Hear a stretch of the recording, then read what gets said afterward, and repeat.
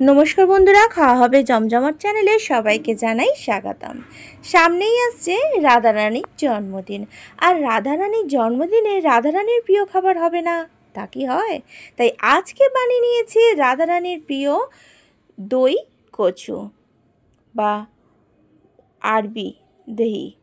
তো কিভাবে বানালাম এই দই কচু বা আরবি দহি, তো সেটাই আজকে দেখে নেওয়া যাক।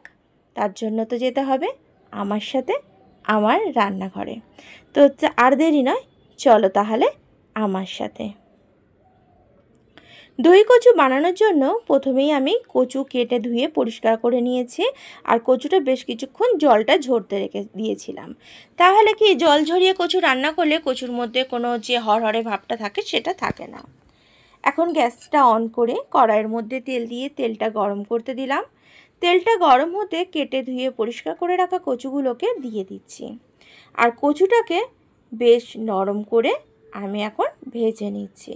তবে কচু যদি তোমরা মনে করো যে আগে দিয়ে কেউ সিদ্ধ করে নিয়ে করবে, তো সিদ্ধ করে নেওয়ার পর তারপর এটাকে ভেজেও রান্না করতে পারো। তবে আমি এই রেসিপিটা সম্পূর্ণ ভেজেই আজকে বানাচ্ছি। অল্প একটু নুন দিয়ে দিলাম যাতে খুব তাড়াতাড়ি নরম হয়ে যায় আর খেতেও বেশ সুন্দর লাগে। একটু চাপা দিয়ে দিয়ে আমি কচুটাকে এখন ভেজে নিচ্ছি যতক্ষণ না নরম হচ্ছে। এদিকে একটা মিক্সির বাটি নিয়ে তাতে দিয়ে দিচ্ছি আদা, আর তার সাথে দিয়ে দিচ্ছি পাকা কাঁচা মিশিয়ানো কাঁচা লঙ্কাগুলোকে, আর এখন এটা পেস্ট বানিয়ে নিচ্ছি। আর এদিকে দেখি কচুটা কতটা নরম হয়েছে। বেশ কিন্তু কচুটা আমার একদম নরম হয়ে গেছে ভাজতে ভাজতে। আর কচুটা তোমরা নিশ্চয়ই দেখে বুঝতেই পারছো। আমি এখন এটাকে তুলে নিচ্ছি। সমস্ত কচুগুলো এখন তুলে নেব। কচুটা আমার তোলা হয়ে গেছে। এখন একটা বাটি নিয়েছি, তার মধ্যে দিয়ে দিলাম দই। তবে দইটা যেন ফ্রেশ দই হয়, খুব বেশি টক দই হলে রান্নাটা কিন্তু ভালো হবে না। তাতে দিয়ে দিচ্ছি আদা আর কাঁচা লঙ্কা বাটা, যেটা বেটেছিলাম তার থেকে 1 চামচ দিয়ে দিলাম। আর দিয়ে দিচ্ছি ধনে জিরে গুঁড়ো, যেটা অ্যাকচুয়ালি আমি এটা কাঁচা বেটে নিয়েছি, সেই বাটা মশলাটা থেকে আমি এখানে 3 চামচ দিয়ে দিয়েছি। তবে তোমরা ধনে জিরেটা গুঁড়োও এখানে ব্যবহার করতে পারো।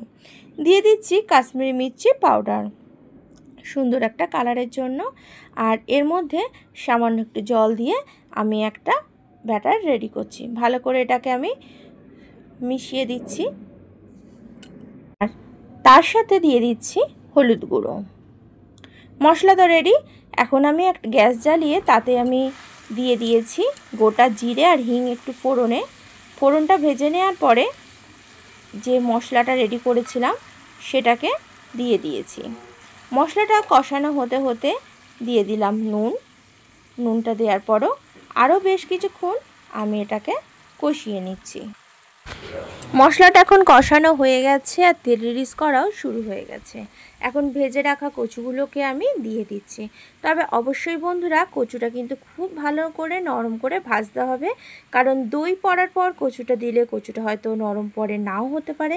তাই কচুটা অবশ্যই ভেজে নিয়ে তবেই এই রান্নাটা করবে। মশলাটা আমার পুরো সম্পূর্ণ কষানো কমপ্লিট, আর কতটা তেল রিলিজ হয়ে গেছে বুঝতেই পারছো। স্বাদের অ্যাডজাস্টের জন্য সামান্য একটু চিনি দিয়ে দিলাম। চিনিটা দেওয়ার পর আরও একটু আমি এটাকে কষিয়ে নিচ্ছি। এখন সামান্য একটু গরম জল এতে দিয়ে দিলাম।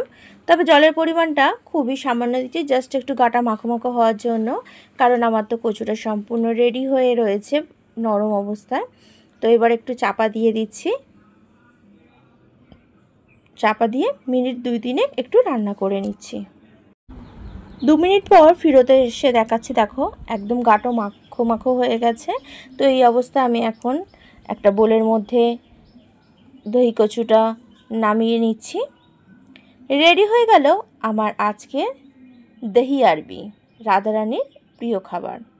তো বন্ধুরা, তোমার বাড়িতেও নিশ্চয়ই বানাচ্ছ সামনের রাধা অষ্টমীতে। আর যদি ভালো লেগে থাকে আজকের রেসিপিটা, অবশ্যই একটা লাইক, কমেন্টস আর শেয়ারের অপেক্ষায় রইলাম। আর অবশ্যই নতুন বন্ধু যদি হয়ে থাকো, ভিডিওটা যারা প্রথম দেখছো, সাবস্ক্রাইবের পাশাপাশি পাশে থাকা বেল আইকনটিতে ক্লিক করতে ভুলো না। যখন যে রেসিপি আপলোড করব তার ইনস্ট্যান্ট নোটিফিকেশান পৌঁছে যাবে তোমাদের কাছে।